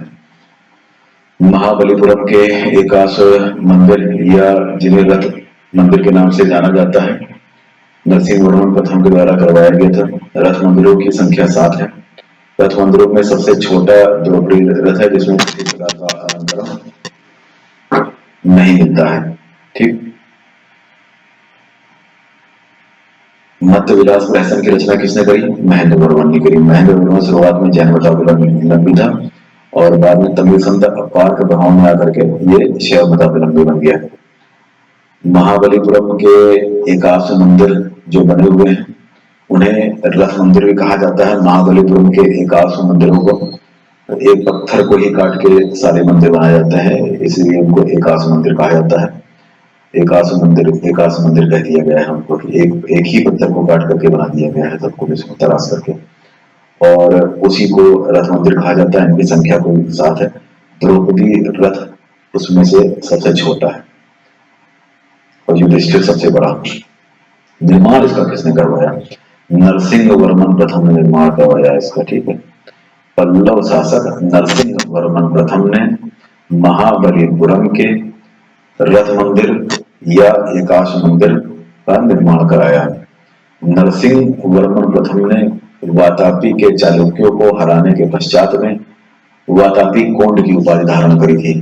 देखिए इतने मंदिरों का निर्माण करवा रहा है और इतना प्रतापी शासक है, तो इसने वातापी के चालुक्यों को हरा दिया था आसानी से और उसके बाद वातापी कोंड की उपाधि धारण करी थी। अरबों के आक्रमण के समय पल्लव जो शासक था वो था नरसिंह वर्मन द्वितीय, ठीक है। इसने राज सिंह, आगम प्रिय, शंकर भक्त की उपाधि धारण करी थी।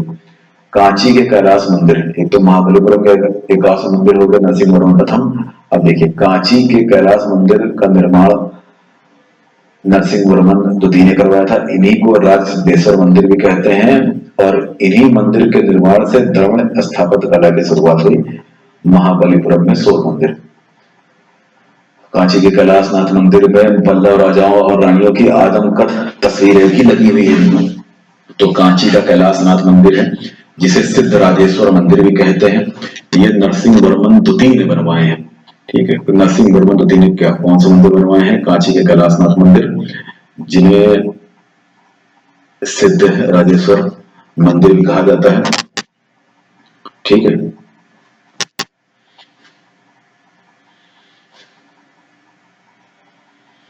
दस कुमार चरित्र के लेखक दंडी नरसिंह वर्मन द्वितीय के दरबार में रहते थे। अब देखो नरसिंह वर्मन द्वितीय जो कि कांची के कैलाशनाथ मंदिर का बनवाया था और जिसे राज सिद्धेश्वर मंदिर भी कहते हैं, ये सात्विक किस्म का आदमी था और इसने अपने दरबार में दंड देने के लिए दंडी को रख रखा था। दंडी ने एक ग्रंथ की रचना करी थी अपने आगे आने वाले शासकों के लिए कि 10 कुमार चरित्र, मतलब तुमने अगर तुम्हारा चरित्र इस तरीके से होना चाहिए कि 10 जगह अगर मुंह ना मारो, ठीक है।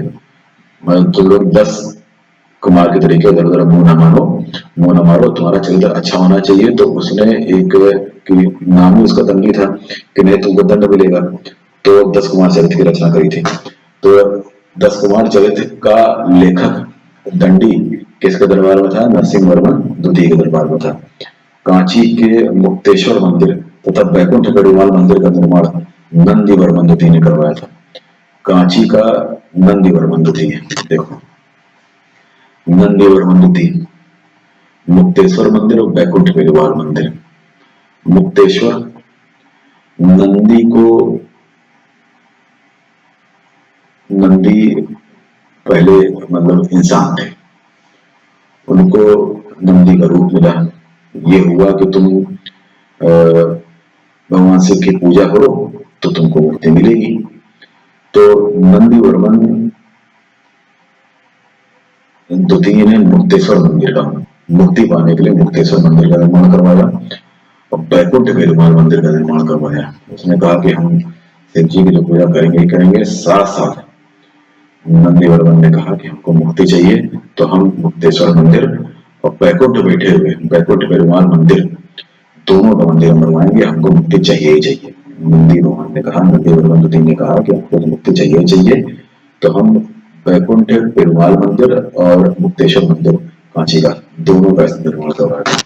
और प्रसिद्ध वैष्णव तिरुमलई अलवार, तिरुमंगई अलवार नंदी वर्मन द्वितीय के समकालीन थे। नंदी वर्मन द्वितीय के समकालीन कौन थे? तिरुमंगई अलवार थे, ठीक है। देखो भाई नेक्स्ट, राजपूत राजवंश की स्थापना किसने करी थी? दंतदुर्ग ने करी थी। ये राजपूत जो है ये प्रारंभ में कर्नाटक के चालुक्य राजाओं के अधीन थे।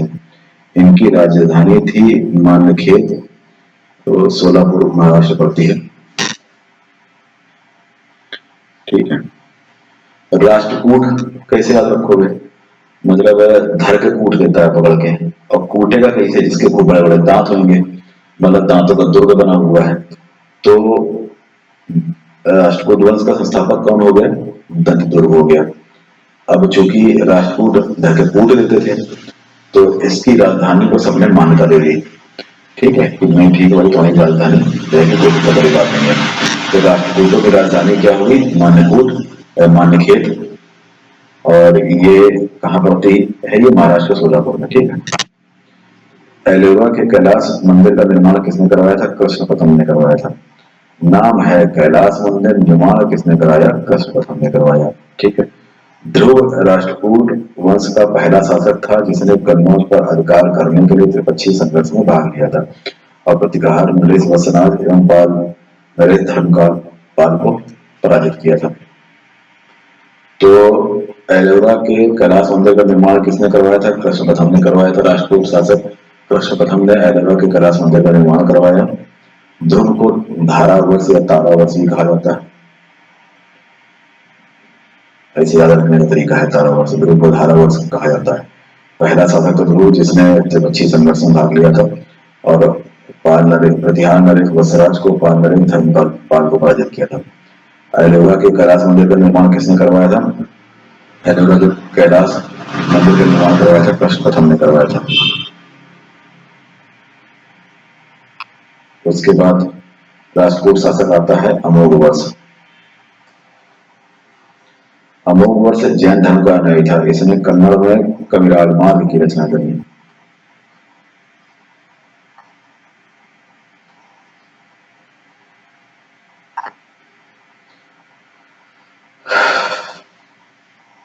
राष्ट्रकूट शासक अमोघ वर्ष जैन धर्म का अनुयायी था। राष्ट्रकूट शासक अमोघ वर्ष जैन धर्म का अनुयायी था और इसने कन्नड़ में कविराज मार्ग की रचना करी थी। आदि पुराण के रचनाकार जिनसेन, गणित सार संग्रह के लेखक महावीराचार्य, अमोघ वृत्ति के लेखक सक्तायना अमोघ वर्ष के दरबार में रहते थे। तो अमोघ वर्ष, अच्छा, अमोघ वर्ष ने तुंगभद्रा नदी में जल समाधि लेकर के अपने जीवन का अंत किया था। इनको भी चूंकि जैन धर्म का अनुयायी था, इन्होंने भी संलेखन टाइप की कर ली थी। तो कौन सी नदी में जल समाधि ली थी इसने? अमोघ वर्ष ने तुंगभद्रा नदी में जल समाधि लेकर के अपने जीवन का अंत किया था। तो देखिएगा ध्यान से, अमोघ वर्ष राष्ट्रकूट वंश का शासक था। अमोघ मतलब इसको कोई हरा नहीं सकता। ठीक, तो हरा किसको नहीं सकता? तो धर के फूट देगा, मतलब राष्ट्रकूट। तो अमोघ वर्ष राष्ट्रकूट शासक था। और ये अनुयायी किसका था? जैन धर्म का था, मतलब शांति वाले धर्म का अनुयायी था। तो अब जब ये शांति वाले धर्म का अनुयायी है तो रचना भी उसकी वैसे ही होगी।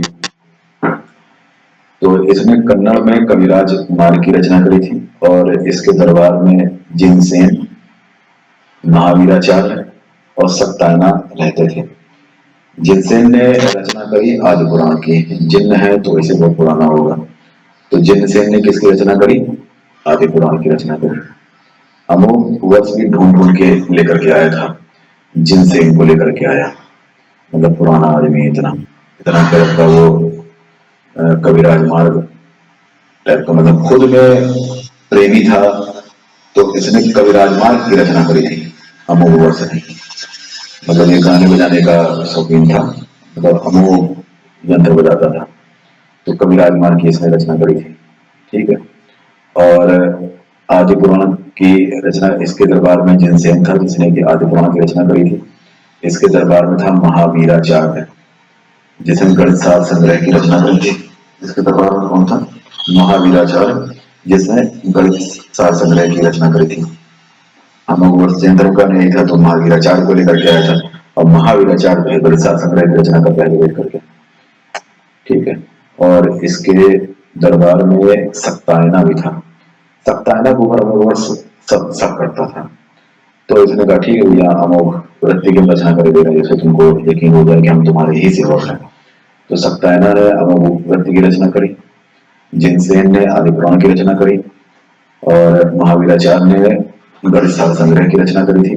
ये किसके दरबारी थे? अमोघ वर्ष के दरबारी थे। अमोघ वर्ष ने स्वयं कविराज मार्ग की रचना करी थी। ठीक है। और तुंगभद्रा पूछा जा सकता है कि तुंगभद्रा नदी में किसने जल समाधि लेकर के अपने जीवन का अंत किया था। तो अमोघवर्ष ने अपने जीवन का अंत किया था। इंद्र राष्ट्रकूट शासक इंद्र तृतीय के शासनकाल में अल-मसूदी भारत आया था और इसने राष्ट्रकूटों को भारत का सबसे सर्वश्रेष्ठ शासक कहा है। ध्यान रखना आप लोग को। राष्ट्रकूट शासक इंद्र तृतीय के शासनकाल में राष्ट्रकूट शासक इंद्र तृतीय के शासनकाल में अरब निवासी अल-मसूदी भारत आया था और इसने राष्ट्रकूटों को भारत का सबसे सर्वश्रेष्ठ शासक कहा है। अल-मसूदी कब आया था? इंद्र तृतीय के शासनकाल में आया था। राष्ट्रकूट शासक इंद्र तृतीय के शासनकाल में अल-मसूदी भारत आया था। राष्ट्रकूट वंश का सबसे अंतिम महान शासक था वो था कृष्ण तृतीय। इसी के दरबार में कन्नड़ भाषा के कवि पौंड रहते थे जिन्होंने शांति पुराण की रचना करी थी। कन्नड़ भाषा के कवि रहते थे पौंड, इन्होंने शांति पुराण की रचना करी थी। मतलब शांति पुराण की रचना किसने करी थी? पौंड ने रचना करी थी। कृष्ण के दरबारी थे। कल्याणी के चालुक्य तैलप ने कर को हराकर राष्ट्रकूट राज्य पर अपना अधिकार कर लिया और कल्याणी के चालुक्य वंश की नींव डाली। एलोरा और एलिफेंटा गुहा मंदिरों का निर्माण राष्ट्रकूटों के समय में ही हुआ है। एलोरा में कुल 34 गुफाएं हैं। 1 से 12 बौद्ध है, 13 से 29 हिंदू हैं, 30 से 34 जैन हैं। 1 से 12 बौद्ध, 13 से 29 हिंदू, 30 से 34 जैन। ठीक है, जिसमें 10 नंबर की गुफा है उसको विश्वकर्मा गुफा के नाम से जाना जाता है और इसमें एक चैत्य भी है और यहीं पे 2 मंजिला 3 मंजिली गुफाएं भी हैं जिन्हें 2 थर या 3 थर का नाम दिया गया है। गुफा 15 में विष्णु को नरसिंह अर्थात पुरुष सिंह के रूप में दिखाया गया है। गुफा 10 जो है वो तो विश्वकर्मा गुफा है और गुफा संख्या 15 में एलोरा की गुफा संख्या 15 में विष्णु को नरसिंह के रूप में दिखाया गया है। एलोरा गुफाओं का सर्वप्रथम उल्लेख फ्रांसीसी यात्री थेवियट ने किया है। ठीक है, राष्ट्रकूटों ने अपने राज्य मुसलमान व्यापारियों को बस्तर राजधानी को प्रचार प्रसार की अनुमति दी थी।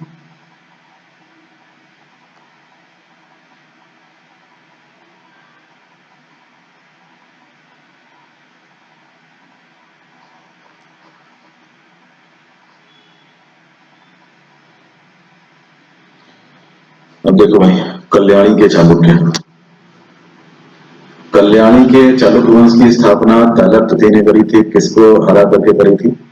अब कर्क शासक था, राष्ट्रकूट शासक कर्क था, उसको हरा करके तैलप द्वितीय ने कल्याणी के चालुक्य की स्थापना करी थी। तैलप द्वितीय ने कहा कि मैं तो तेल लगा रहा हूँ तो चिंता करने की बात नहीं है और मैं तुम्हारा कल्याण करूंगा।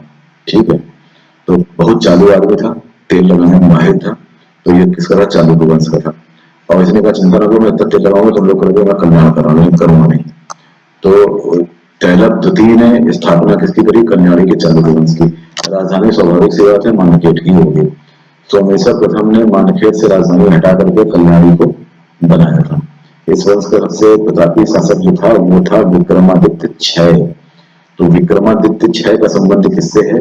विक्रमादित्य 6 का संबंध जो है वो है कल्याणी के चालुक्यों से है।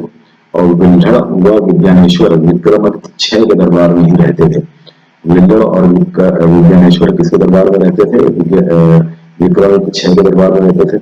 मिताक्षरा नामक ग्रंथ की रचना विज्ञानेश्वर ने करी थी और विक्रमांक देव चरित नामक ग्रंथ की रचना विल्हण ने की थी। इसमें विक्रमादित्य 6 के जीवन पर प्रकाश डाला गया है। ठीक है, सबसे प्रतापी शासक था विक्रमादित्य 6। कल्याणी के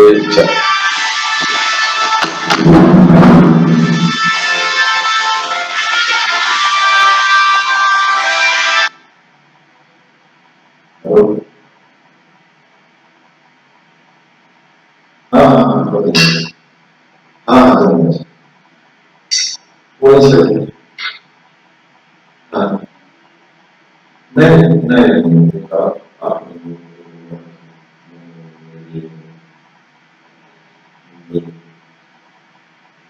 हाँ हाँ ठीक ठीक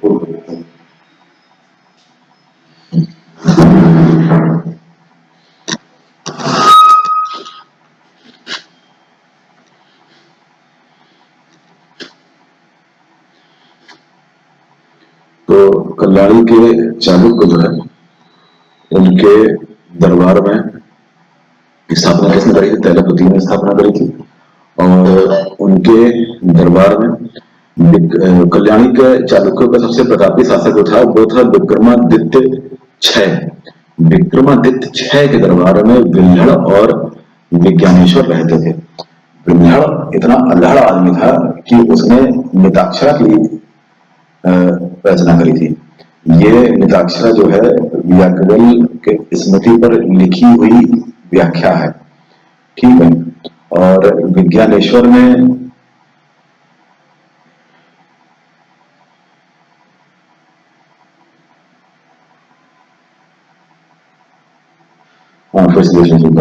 विक्रमा सॉरी विज्ञानेश्वर में विज्ञानेश्वर ने जो है मिताक्षरा की रचना करी थी। विज्ञानेश्वर ने मिताक्षरा की रचना करी थी जो कि याज्ञवल्क्य के स्मृति पर लिखी हुई व्याख्या है।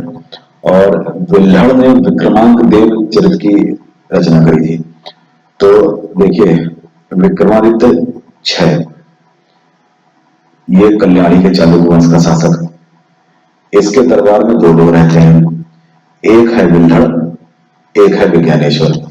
चूंकि नाम विज्ञानेश्वर है तो इनका ग्रंथ का नाम है मिताक्षरा, मतलब बहुत ही कम अक्षरों में जो लिख दे वही है विज्ञान।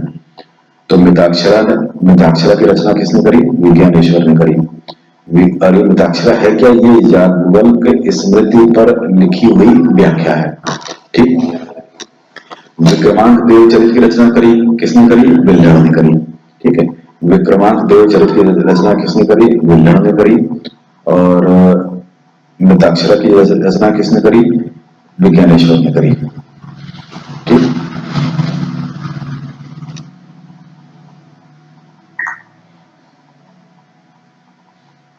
उसके बाद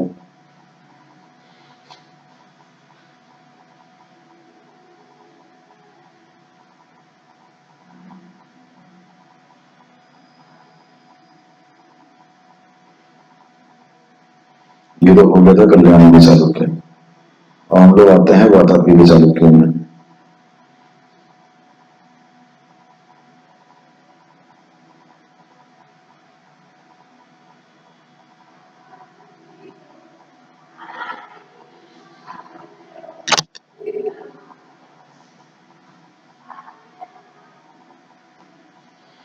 हम लोग आते हैं कल्याणी के चालुक्य हो गए हमारे, ठीक है। अब हम लोग आते हैं वातापी के चालुक्यों में। जयसिंह ने वातापी के चालुक्य वंश की स्थापना करी। वातापी पड़ता है बीजापुर के पास पड़ता है, ठीक है। इस वंश के प्रमुख शासक जो थे वो थे पुलकेशिन द्वितीय, कीर्तिवर्मन, पुलकेशिन प्रथम, कीर्तिवर्मन, पुलकेशिन द्वितीय, विक्रमादित्य, विनयादित्य, विजयादित्य। सबसे प्रतापी राजा जो हुआ था इसका वो था पुलकेशिन द्वितीय। महाकूट स्तंभ लेख का संबंध किससे है? पुलकेशिन द्वितीय से। पुलकेशिन द्वितीय ने तो उसको हराया था हर्षवर्धन को, ठीक है। पुलकेशिन द्वितीय बहुसुवर्ण एवं अग्निष्ठों यज्ञ इसने संपन्न करवाया था। महाकूट स्तंभ लेख जो है वो कर्नाटक में पड़ता है और इसको चालुक्य शासक वातापी के चालुक्य शासक मंगलेश ने इसकी स्थापना करवाई थी। और इसमें पुलकेशिन द्वितीय के बारे में दिया गया वर्णन है इसमें, ठीक है। इसी तरीके से जिनेन्द्र के नेगुती मंदिर को पुलकेशिन द्वितीय के दरबारी रविकीर्ति ने बनवाया था। इसी मंदिर में अहल अभिलेख पुलकेशिन द्वितीय से संबंधित अहल अभिलेख का भी वर्णन है, ठीक है। पुलकेशिन द्वितीय का दरबारी कौन था? रविकीर्ति। और इसी में अहल अभिलेख का भी वर्णन है। पुलकेशिन द्वितीय ने हर्षवर्धन को हरा करके परमेश्वर की उपाधि धारण करी थी। दक्षिणा पर पुलकेशिन द्वितीय ने हर्षवर्धन को हरा करके परमेश्वर की उपाधि धारण करी थी और इसने दक्षिणा पथेश्वर की भी उपाधि धारण करी थी। पल्लव वंशी शासक नरसिंह वर्मन प्रथम ने पुलकेशिन द्वितीय को लगभग 642 में परास्त किया था और इसकी राजधानी बादामी पर अधिकार कर लिया था। और इसी युद्ध में पुलकेशी द्वितीय मारा गया था। इसी विजय के उपलक्ष्य में नरसिंह वर्मन ने वातापी कोंड की उपाधि धारण करी थी। तो अभी थोड़ी देर पहले बताया था हमने कि पल्लव वंशी शासक नरसिंह वर्मन प्रथम ने वातापी के शासक पुलकेशिन द्वितीय को हरा करके नरसिंह वातापी कोंड की उपाधि धारण करी।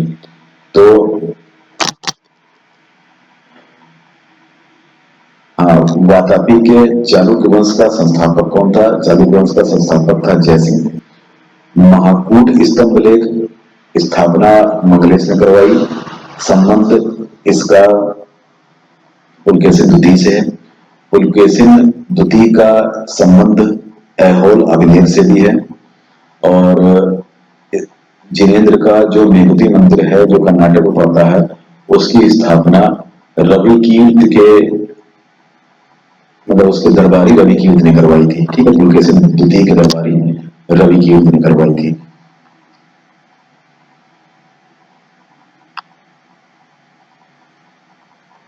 ऐहोल अभिलेख की स्थापना किसने कर ऐहोल अभिलेख लिखवाया किसने था? रवि कीर्त ने लिखवाया था। और यह संबंधित किससे था? पुलकेशिन द्वितीय से। हेलो, बढ़िया बढ़िया, आप बताइए। हाँ हाँ, वही टाइमिंग है, सेम। चलिए।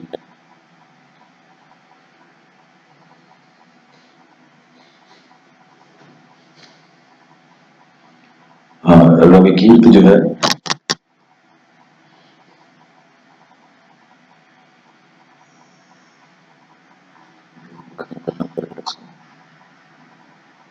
चोर नहीं पढ़ा लग रहा है। चलो चोर नहीं पढ़ाएंगे, क्यों यहाँ तक देख लेते हैं बस।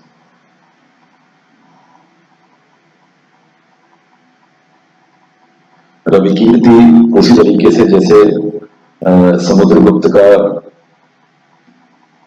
प्रयाग प्रशस्ति अभिलेख है, ठीक है, उसी तरीके से उनके सिंधुती का ऐहोल अभिलेख उसकी प्रशंसा में स्थापित लेखक कौन है उसका? हरिशेन ने समुद्रगुप्त के प्रयाग प्रशस्ति लेख को लिखवाया था। उस तरीके से उनके सिंधुती के लेखक जो है वो है रवि कीर्ति, उन्होंने लिखवाया। ठीक है, अजंता के गुहा चित्र में फालतू मंदिर को स्वागत करते हुए पुलकेशिन में दिखाया गया है।